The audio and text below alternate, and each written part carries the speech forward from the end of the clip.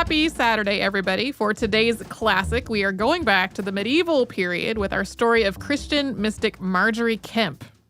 Margery Kempe also wrote one of the first autobiographies in English, which details not only her religious life, but also what everyday life was like for middle-class people during the Middle Ages. Also, in this podcast, I make an embarrassing error.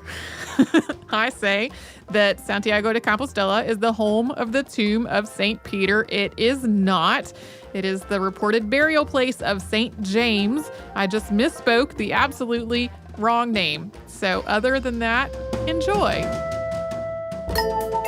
Welcome to Stuff You Missed in History Class from HowStuffWorks.com.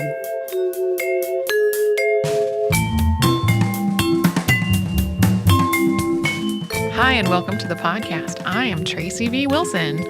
And I'm Holly Fry. Hi, Holly. And today we're talking about one of those cool elements of history that I think if you had never been interested in history before and you heard this story, you would suddenly become a fan of all history. Like, you would just want to dig through books for more of this kind of stuff. Yes. Well, and it's the thing I learned about studying literature. Yeah. So it's one of those things that intersects a lot of different pieces. Yeah. We are going to talk today about a woman who lived in the Middle Ages, so the late 14th and early into the mid 15th century. Her name was Margery Kempe. And seems like a pretty ordinary woman. She was a wife and a mother of 14 children, which was a pretty normal number of children at that period. In spite of this apparently typical side of her, she also had, especially in the latter part of her life, some pretty intense spiritual visions. Yes, she's often cited as a mystic now. Yes. During the Middle Ages, men definitely ran the church. They were in charge. They were the people who were the priests and the clerics and the ones who made all of the decisions. And then there were women that also had these very deeply spiritual lives and would talk about having visions and having really intense religious experiences. Most of them were recluses also. Yeah. They were called anchorites or anchoresses. Who lived either within the church or sometimes literally within a wall of the church. So they would have a tiny, tiny cell, tinier than the room that we record podcasts in, that they would spend their entire lives in. And those were, some of these women had their own followers and sort of, there would be sort of like a cult of people that followed their teachings. Yeah. Margery Kempe was a very spiritual person, but she traveled with her husband. Yeah, she was not an anchorite. Not at all. She went on a pilgrimage and traveled all over for a period of several years. So that kind of sets her apart from some of the other mystics who were happening in the same era. Mm-hmm. At that point, when she began traveling, she had kind of established that she was dedicated to her religion and to the visions that she was having and to following religious doctrine. And so she eventually, and we will get to this in more depth, had this claim to chaste life, but she was traveling with a man who was her husband, which confused some people. Who had fathered 14 children. Yeah, they had a whole brood of kids together. Right. And so that got confusing. Right. Some of her children she did have after she started having visions, but before she and her husband stopped the sexual part of their relationship. So some of the visions that she had were while she was pregnant and were of Jesus telling her it's going to be okay. I will arrange for your child to be taken care of while you go on pilgrimage for me. And what's really interesting is that she's often credited as the creator of the first autobiography. Yes, in English for sure. Yeah. And she dictated it because she was not literate herself. It's the oldest known autobiography in English, and it isn't written in chronological order. It isn't a full account of her life. No. She leaves out big chunks, and she really just focuses on her spiritual journey. Right. And she focused on it in the order that she remembered things. Right. So scholars have kind of gone back and pieced together a timeline based on her references to holidays and world events that we know when they happened. So when we talk about sort of the chronology of her life, that's been pieced together based on...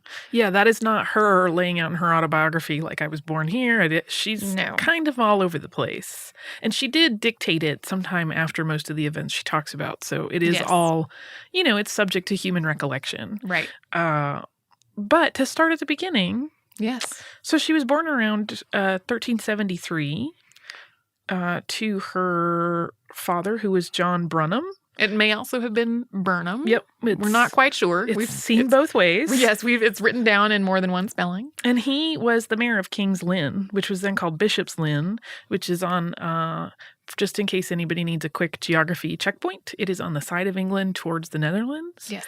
In a little inlet. Yes. It was a coastal town, so there was a lot of money to be made in the world of merchant work. Yeah. So things that had to do with buying and selling and shipping was a lot of what was going on. Her father also served as one of the town's 2 representatives to Parliament 6 times, as well as a lot of other positions. He was a very notable and successful person, and Margery was very proud of that fact. She was a very proud person, which is a theme that will come up in her life later. Yeah. I mean, she was a child of a wealthy pillar of the community. Yes. Not a mystery why she would be proud of that. No. She did get married. Yes. In 1393. So at roughly 20, which is pretty late in life for most girls at that time, to John Kempe, who was also the son of a successful merchant. Yes. And he was a merchant too. Not really as successful as his father, but they did well enough. Her first pregnancy was really hard. She was very sick for a lot of it. And then after the baby was born, she had a period of more than a year of what she herself describes as madness. Things that we would recognize as being signs of being mentally ill today. So she talked about having hallucinations, being just very verbally abusive to her family, having to be restrained to keep from injuring herself. A lot of people today sort of say that she must have had some kind of postpartum psychosis going on during this period. And then one day she had a vision while she was very sick, and during this period, she had a vision of Jesus. And during this vision, Jesus asked her why she had forsaken him when he had never forsaken her. And she was sort of like, well, that's a good question. And then started to recover from this illness that she had had. It was not a light switch, though. That was not the thing that led her to then become a very devoted religious person. She continued to sort of live life as she had been before. She described herself as pretty proud and stubborn. She went into some of the more mundane jobs that women had in the Middle Ages. She worked for a brewer for a while and as a miller. And both of those businesses failed.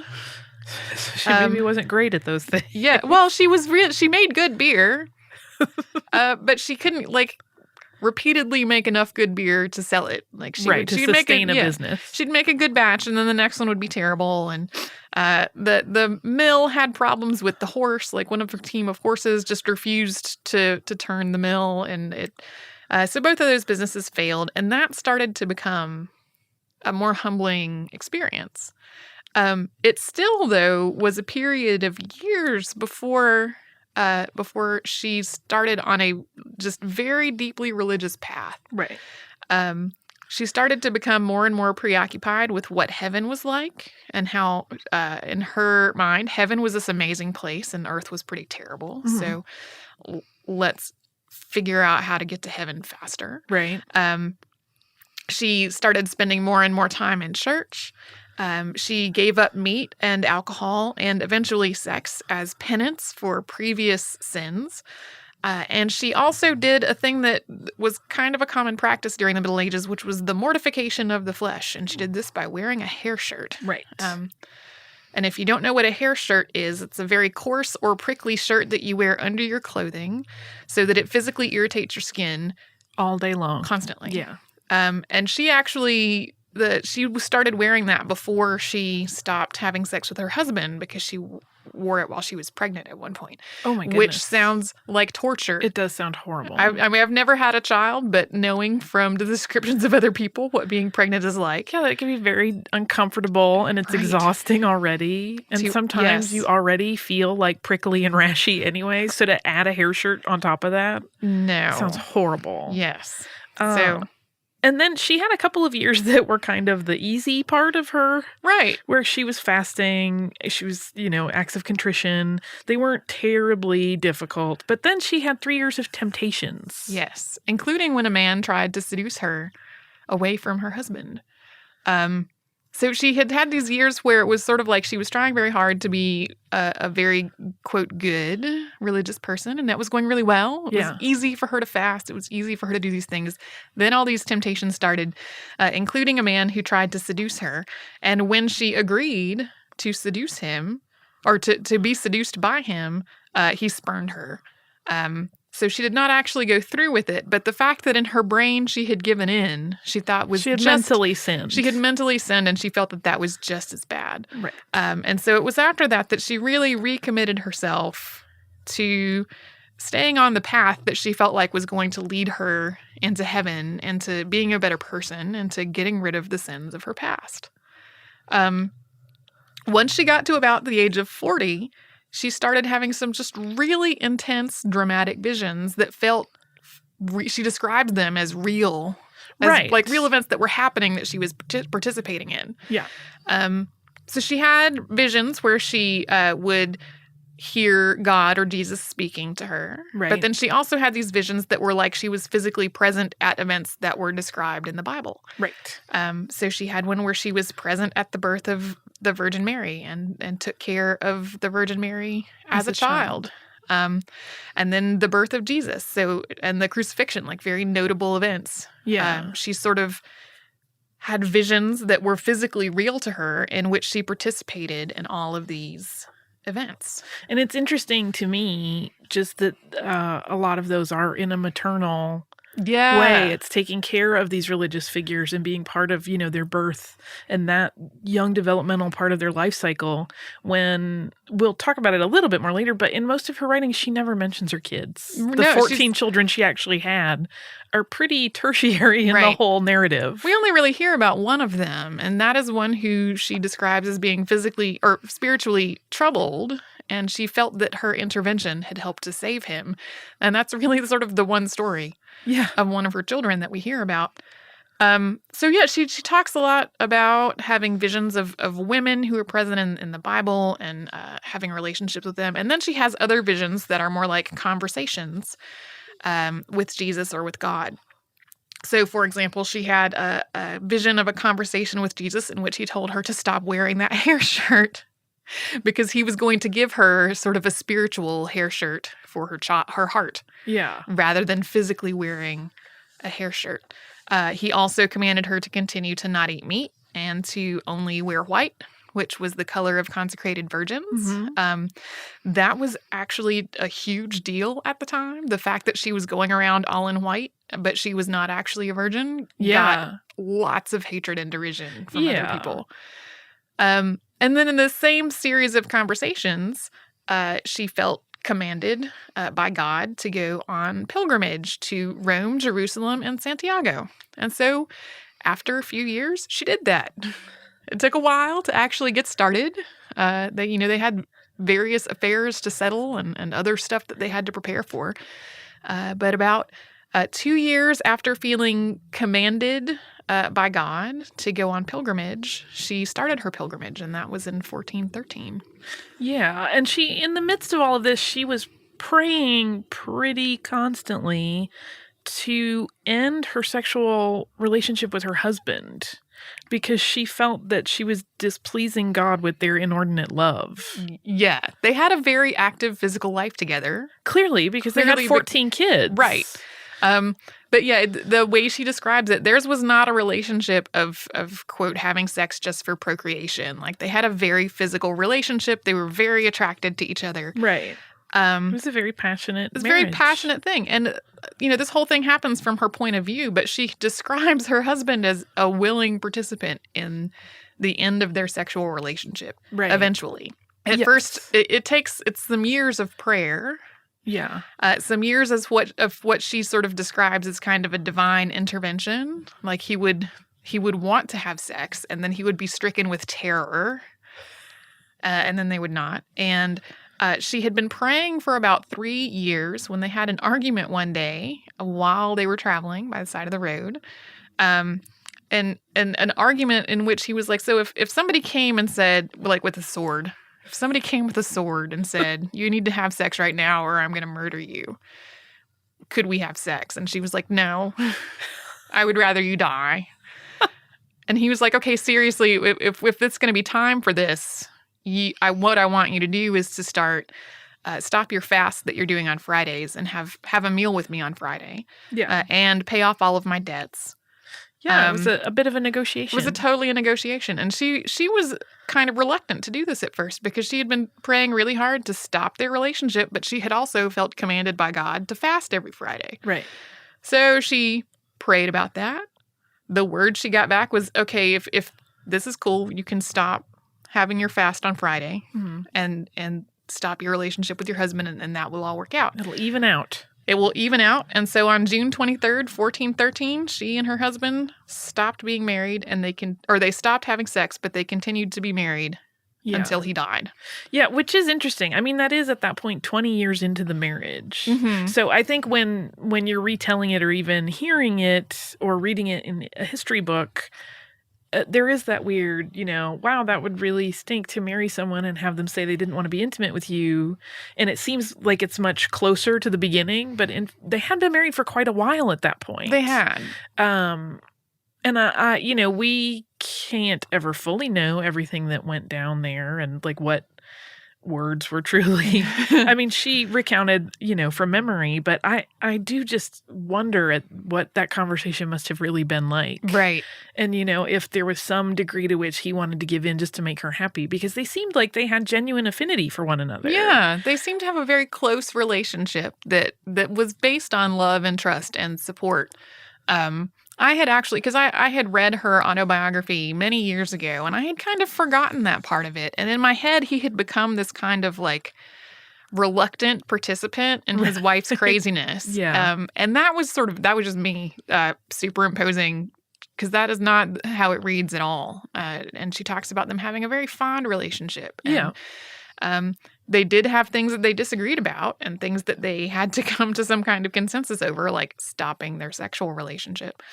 But that he also wanted to be a more spiritual person, and he also wanted to live a good life. So it wasn't just her kind of dragging him along Right. with her down this path of pilgrimage and abstinence. Yeah. And this was, again, kind of early on in the pilgrimage phase. Mm-hmm. Yes, that was in 1413, and that winter they stayed in Venice as sort of a stopping point before going to the Holy Land. Mm-hmm.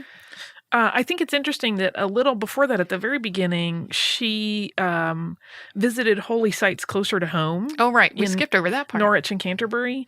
And she met with a lot of other religious figures. Yes. Of the day. Both official and unofficial religious figures. Before they left England, she met the Bishop of Lincoln and the Archbishop of Canterbury. And then she also met Julian of Norwich. And that's one of the anchoresses that we talked about earlier, who lived walled up in the wall of a church. And I had read one account that suggested that she kind of asked Julian to verify her visions a little bit. Mm-hmm. So she has, I think we think of anybody that is claiming to have all these visions, it's very easy to go, crazy. Hey, you're crazy. But she recognized that was a possibility. And so she turned to another religious figure that she really, believed and trusted to say, am I insane? Is this crazy? I really think this is happening. And Julian was like, no, I'm pretty sure you're having the visions. Yes. They're valid. She had similar conversations with priests sometimes. And there were priests and other religious figures who she cried a lot. She was sort of visited by religious weeping and would just have this sort of uncontrollable crying during religious events, either while she was having visions or while she was praying. And there were priests who thought that she was doing this just to get attention. Right. And they would do things like say, okay, you need to come to my cloister and do your prayer there with nobody watching you.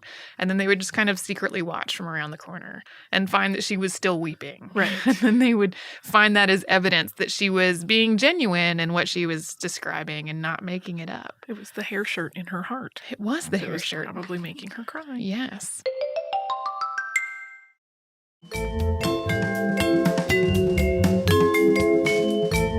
So lots of travels around England to religious sites there in 1413. A stop in Venice. And then that spring, they sailed from Venice to Jerusalem. And she spent about a year visiting holy sites in Jerusalem before returning home again via Rome. And while in Rome, one of the most sort of notable and interesting events of her religious life happened. Yeah. Which is that she got married to God. Yeah. In a vision, she got married to God, and the Holy Ghost, the Virgin Mary, all of the apostles, and lots of saints were all witnesses to this. She actually already before this had sort of a mystical marriage to Jesus and had a wedding ring that was her wedding ring to Jesus that she would wear. And so this became sort of this multi-dimensional, like, marriage to multiple aspects of the Godhead. Yes, while simultaneously still married to an actual human. Right. Even though their relationship was non-sexual and kind of more one of friendship at that point. Yes. So yes, she at that point considered herself to be married to God. Before they returned back to England, she went to Assisi and visited holy sites in Assisi. And they departed from Rome at Easter time of 1415, and they got back to Norwich in May. She had one more sort of leg of her pilgrimage after that, and that was from July-ish, around July 7th of 1417. She took a 7-day voyage over sea to Santiago de Compostela in Spain. And that is where the tomb of St. Peter is. Yeah. And that's also a pilgrimage that people continue to make overland today. Yes. Like, that's a thing that people continue to do. And that was another, meeting other religious figures there, having spiritual experiences there. And they returned from Santiago in August of 1417. And that was sort of the period of her religious wandering. Right. Those were her travels. Yeah, it was her not travels of devotion. Yes, it was not at all the end of her, the spiritual side of her life or the difficulties she experienced, though, because once she got back home to England, she started to be put on trial for heresy. Yeah. I mean, she was, as we mentioned earlier, she was wearing white, which was reserved for consecrated virgins. She was claiming that she had this marriage to God and Jesus. She, there were just a lot of things that conflicted with society's norms. Even very religious elements of society were like, you're doing this not the right way. Right. This isn't how you worship. She was threatening to sort of the religious orthodoxy in a lot of ways. Yeah, she was definitely outside the normal realm of what you did if you had dedicated your life to your devotion. Yes. So people can perceive that a lot of times as heretical, as very threatening. Mm-hmm. And that was definitely the case with Margery. Yes. So she was put on trial more than one time in more than one city. She spent some time in prison, either in the actual jail or in the home of one of the jailers. Yeah. So she was imprisoned at various times. She was not ever found guilty, which is, I think, good, because she would have been burned at the stake. And yeah, and it does sort of give her a little bit of historical credibility to say, like, no, people actually believe this was just part of her dedication. She proved to them that that's what it was. She wasn't just trying to be rebellious or, she wasn't trying to fly in the face of convention. Right. These were her beliefs, and she really felt strongly that she was getting these directives from God. Mm-hmm. She was able to make a case for that, basically, and not in the end be ruled to be someone who was making it up or was doing something that was going to be contradictory to what the church was teaching. So she was back home in Lynn again by 1418, and she stayed there for years. She had spent 5 years traveling, and then she just she continued to live her life in Lynn, continued to have visual and physical vision experiences. She continued to try to teach people and try to talk to people. She did not get along with one of the nearby friars who objected to the way that she was weeping all the time. And so that caused a fair amount of tension. Really, a lot of the hardest criticism that she got at home. She got less of it when she was traveling and more of it at home. And she continued to live in Lynn even after. But her husband passed away in 1431. And it was after that she took the last journey that she went on. Yeah. And her son also died that year. The only child of hers that we really hear anything about in her tales. We have no idea about the other 13. No. And her husband, she said, had been ill. He had been senile, and she had been taking care of him for quite some time at that point. But so she had one more journey to make. Yes. And she was about 60 at this time, so it was 1433, 1434, and she was traveling to Prussia by ship to escort her widowed daughter-in-law home. Yes. And then they also toured religious sites on land on the return journey. Yes. But she was 60, and it was a little bit rougher at that point. She didn't quite have the zeal of youth that she had on her previous pilgrimage activities. She's not quite as spry as she used to be. 60 is quite old at that time. At that point, yeah. Especially to have, it's the physical toil of 14 children is a lot. Yeah. And there were a lot of women in that age who, in their later pregnancies, things got harder and harder. Yeah. And often didn't survive childbirth. Right. So we don't know when she died, but it was some point after the age of 60. Yep. There are a few, this is so long ago now that it's really hard to pinpoint dates. Yeah, there aren't a lot of records to refer to. No. So there are records of someone with names similar to hers doing various things around the town. And it's one of those where, okay, maybe they're talking about Margery, but we're not really sure. So that's basically her life.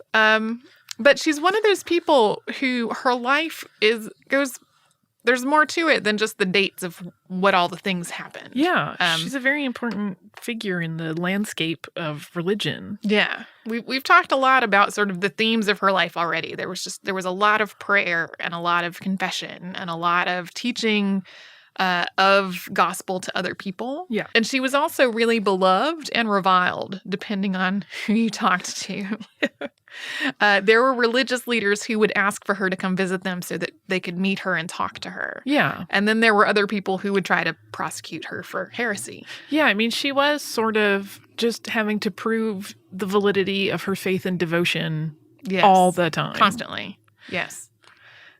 She depending on who you spoke to, was either just an amazing religious figure or a heretic. When you look at her autobiography, and we'll talk about the autobiography a little bit more in just a minute, but when you look at it, she traveled a lot. That was a lot of travel for a medieval person to do. Oh, yes. She did a lot of travel and she went a long way. She talks about that almost none. She says barely anything about her children. She says barely anything about the travel aspects of her travel. Pretty much all of her autobiography is focused on the things that seemed spiritually important. Right. And the rest of it is just not even really acknowledged. Yeah. It's all, like I said earlier, it's secondary and tertiary at best. It's just... Right. If it fills in some portion of the recounting of the spiritual journey, then it gets included, and otherwise it doesn't make the cut. Right. It gets edited right out. Right. There are many similarities, though, between her and some other mystics. Yes, to put it in context, she was sort of her life was happening within the greater picture of this whole tradition of medieval mysticism. And one of the mystics that she had the most in common with is St. Bridget of Sweden. And St. Bridget of Sweden is somebody who she knew about. She had St. Bridget's book read to her. She talked about having... Multiple times, yes. She talked a lot about sermons that she heard read and hearing people read books to her because she was not literate herself. But she had heard a lot and had described to her a lot about St. Bridget's life. They were both married to men before they took on a spiritual wedding vow to the Godhead. Mm-hmm. They both lived chastely for some part of their married life. They both wore hair shirts as an act of penance, fasted, went on pilgrimages. The biggest difference is, and in addition to being a little bit earlier in the period, St. Bridget was a lot more well off than Margery. So Margery would have been like solidly middle class. Right. And St. Bridget was more like the nobility. Right. But otherwise, they had a lot in common. And she had a lot in common with a lot of the other women mystics of that time. So she wasn't the only person. No, she was definitely not like a lone mystic by any means. I mean, her tale bears a lot of resemblance, not just to Bridget, but to other mystics of the time. Mm-hmm. There were many women, and the women are always considered mystics because they had this sort of different relationship with God in the eyes of the culture of the time. Right. You know, the male heads of church were certainly religious and devoted, but there was an administrative element to it. It was, you know, as Tracy mentioned earlier, it was about, you know, the power of their positions, and that was all a big factor. Whereas the women, it really was almost a more visceral. They were very connected. Like they had physical visions where their body would be affected in different ways by their moments that they shared in these visions with God. So it's a little bit, it's a different thing, and it's a reason that there were many women experiencing these same things. Right. Like that they were kind of lumped in this group of women mystics. Yes. That's why. There were several. Yes. Yes. Some of them we may talk about at some very future, because I would not want to cluster a bunch of women mystics together in the podcast. But that's why the phrase women mystics happens. Yes. Is that they are kind of portioned off as having a different relationship with God than the men that were leaders in the church. Yes.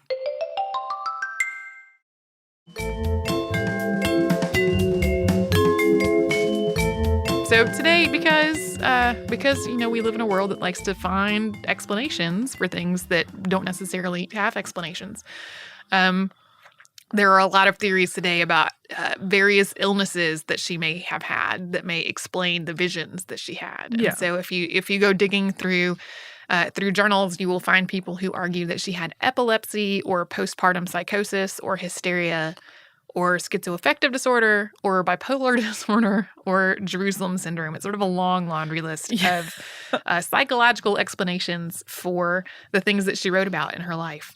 I sort of feel like regardless of what your own religious leaning is or whether you are a member of any particular faith, the fact that she, as a medieval woman, was able to take charge of her life to the extent that she was and travel as much as she was and become as notable as she did, that is remarkable. Yeah. Like, even apart from any feeling that you may have about church or religion or any of that. Yeah, just incredible life. Like I said at the top of the podcast, as a historical figure, her story is so engaging. Yeah. And when you juxtapose it against sort of, you know, what we know about society at that time and how society even works now, she's incredible. Right. I mean, she's really so noteworthy in so many different ways. Right. Well, and the other incredible thing is her autobiography. Yeah. We've talked about how it's the oldest known autobiography in English. She dictated it as 2 different books. The first time around in 1436, and then the second time in 1438. So about 20 years after the first time she had a vision is when she got with somebody to write all this down. Right. There's kind of a long and wandering story of how the writing down happened, and much like a lot of what's in her life, there's sort of a vein of and then something lucky happened that made it actually become a real thing. It's possible that the first person to write the book down was her son, who we talked about, like the one child that we talked about. This is sort of circumstantial evidence linking her description of the person who wrote the book down to what her son's life was like. Yeah. They had both gone to Germany and gotten married and come back with a wife and then later died. That's not super strong evidence, but there are people who think the first person she told the book to was her son. Yeah. I don't know about that, but that's a theory. It is circumstantial. At the same time, like we mentioned before, there wasn't that much travel on that scope happening necessarily at that time. So it's circumstantial, but it's also not insignificant. Right. That there are those matchups. Yes. So Also, whoever it was who did the first writing down did not do a good job, and did not write very legibly, and did not use grammar that was either correct English for the time, because it is kind of a Middle English. If you read a non-updated version, it's very tricky to read as a modern reader. Yeah. But it was not even consistent within that spelling. It was like not consistent English or consistent German spelling. And grammar, really did not do a good job, and so she was not dictating to a scholar. No, it was not, whoever she was talking to had more literacy than she did, but not enough to do a really great job. So she gave it to a priest who she trusted later on, and the priest was like, "I can't read this. I can't make head nor tails of this." Yeah, he gave it back to her. He felt bad about that later, changed his mind. Had trouble reading it because of failing vision.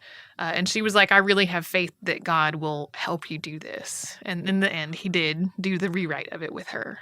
And they kind of revised as they went. Yeah, they revised as they went. They added some more stuff in.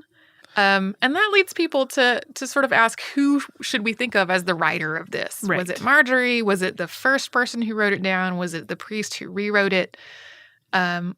One thing that I think puts a lot of the answer of that into Margery is that she talks about that the priest read her what he had written down with her in the room, and she okayed it.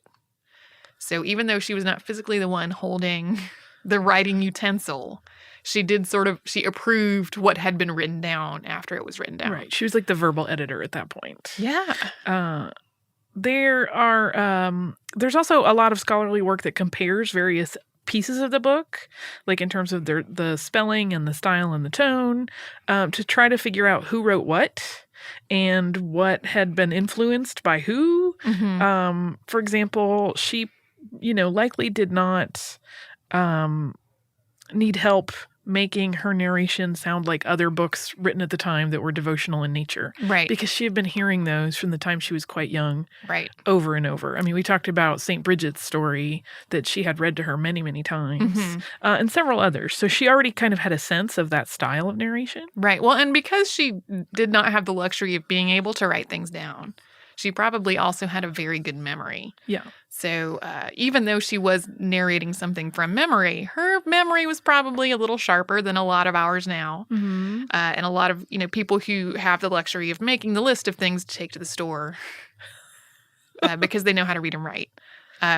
She did not know how to read and write, so she had to keep all of the things that she needed to know in her head. But it is believed that the priest probably helped her with things like phrasing for clarity and right. Just making sure that the story was told in a way that made sense. Right. And particularly the parts that are about when she was on trial. Yeah. She probably had some help not running the risk of further accusations of heresy by making sure that her answers in the book were correct. Like that probably is something she got a little extra help with. Yeah. But otherwise, people seem pretty confident that it's her story. Yeah. Told from her point of view. It is told in the third person. That's more of a narrative technique, though, than cause for question. Here's the interesting thing. Is it the thing that I'm going to say? I think so. Is it that the text of the autobiography was not discovered until 1934? Yeah. That amazes me. I know. So 1934, let's back up a step. People knew that this book existed because there was a guy named Wynkyn de Worde, which I just want to say all the time. Wynkyn de Worde had published excerpts from it in an 8-page pamphlet in 1501. Yeah. So it had been referenced in other works that we already had and knew about. Yeah, so people knew that this was a book that existed. They thought that it was a book about an anchorite. Like, they thought it was going to be a book about somebody who was a recluse. Yeah. So, in 1934, sitting on a shelf in a library at Pleasington Old Hall, Lancashire, it was on a private library shelf, basically, and people would just pick it up and look at it. Yeah. And read it. It was this ancient manuscript. It was not being really super well cared for in that respect. But it was owned by the Lieutenant Colonel William E.I. Butler Bowden. And one day he thought, maybe I should get this thing looked at. So he took his extremely old manuscript that had just been sitting on a library shelf to a medieval scholar at the Victoria and Albert Museum, which at the time was called the Museum of South Kensington. And he showed it to an American medieval scholar there named Miss Hope Emily Allen. And Miss Hope Emily Allen was familiar with Wynkyn de Word's pamphlet. And she's the one who identified it as Margery Kempe's story. She said this is Margery Kempe's book. They were all kind of surprised that this was a married woman who had traveled around. That was not what they expected to happen. The surviving test, the one and only copy that we have of this medieval work. Yeah. It was written in one person's handwriting, and probably in about 1450. So it was not the first one. No, it's not the original, but it's a pretty early copy. The first print edition of this newly rediscovered thing came out in 1940. And now, because this is a hundreds-of-year-old manuscript that's been around for a really long time, if you want to read it, you can on the internet for free. That is how far we've come as a society. Yeah. You can read medieval woman mystics' entire work on the internet for free. Yeah. Yeah. We've come a long way. We've come a really long way. Really fascinating story to me. It is. I love her story because it is so just mind-blowing. She was,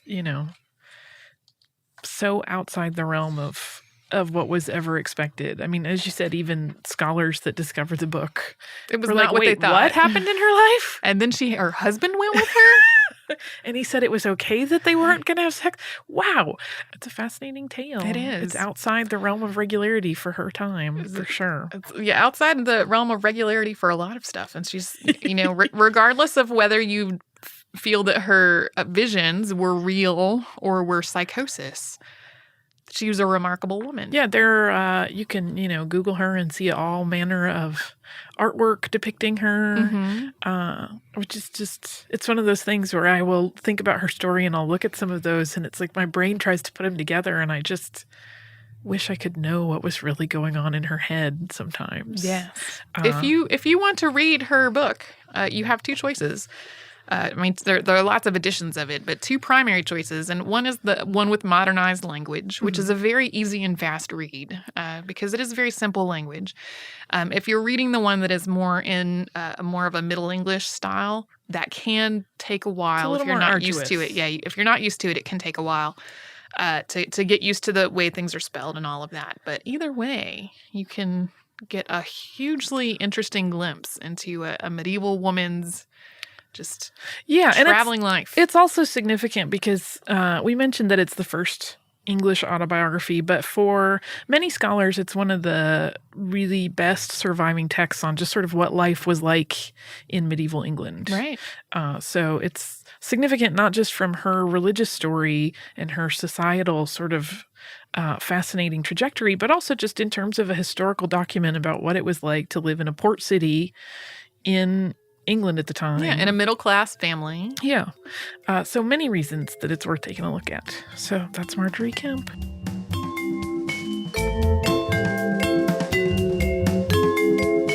Thank you so much for joining us for this Saturday Classic.